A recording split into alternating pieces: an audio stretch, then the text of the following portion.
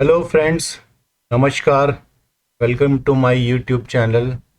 जैसा कि फ्रेंड्स आप देख सकते हैं, मिनिस्ट्री ऑफ फाइनेंस ने एक नया प्रेस रिलीज़ जारी किया है 1 नवंबर को, यानी कल।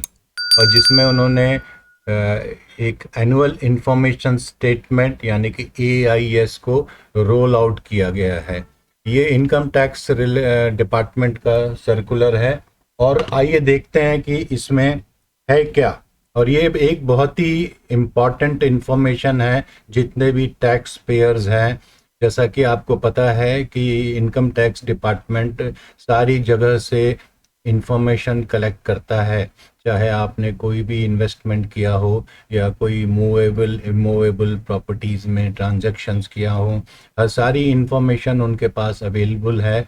अब वो इसको रोल यानी AIS को रोल आउट करके आपको दिखाना चाहते हैं कि क्या क्या इंफॉर्मेशन उनके पास है।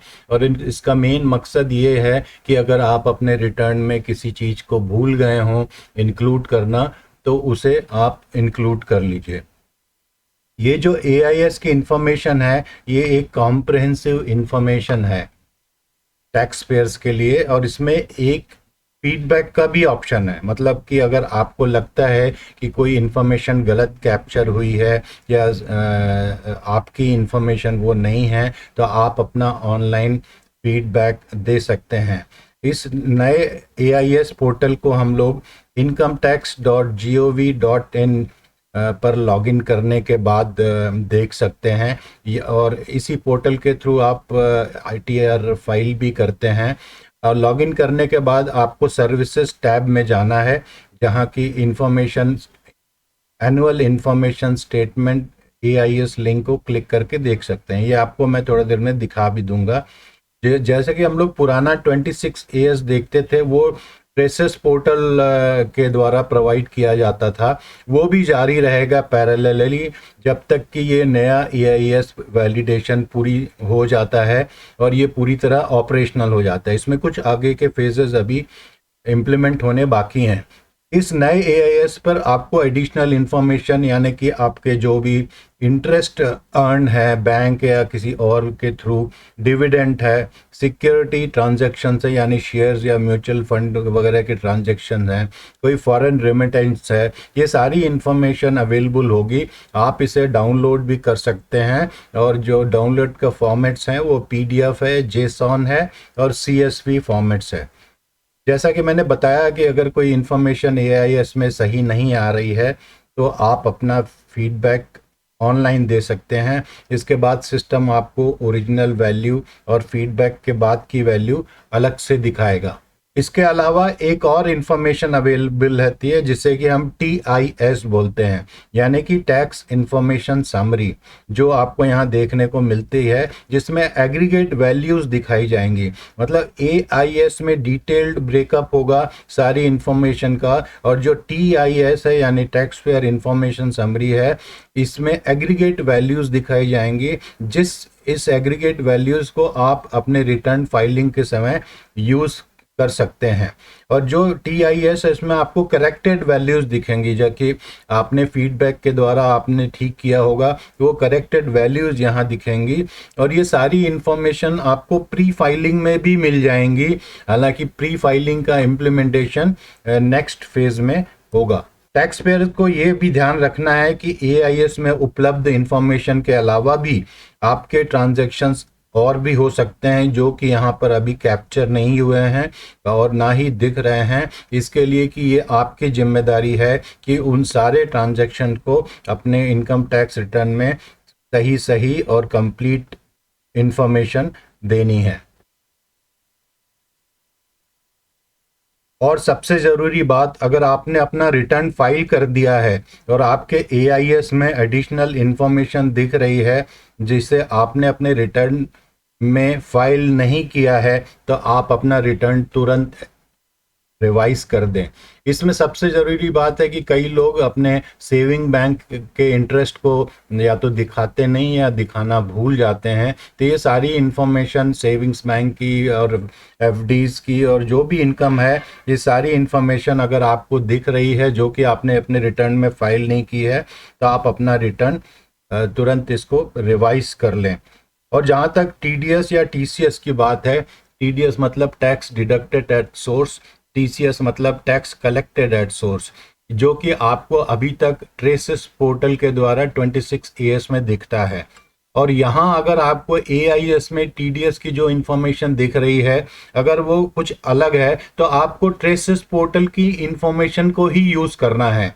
इसका मतलब कि जो एआईएस में इस समय टीडीएस या टीसीएस की इंफॉर्मेशन दिख रही है, आप उसको यूज़ मत कीजिए। जहाँ और आप अपने जो पुराने सिस्टम, जैसा कि आप 26AS देखते थे ट्रेसेस पोर्टल के थ्रू, आप उसी पे ही बिलीव करें और वही आपको सही जानकारी देगा इस समय, और उसी जानकारी को आपको अपने रिटर्न फाइलिंग में लेना है।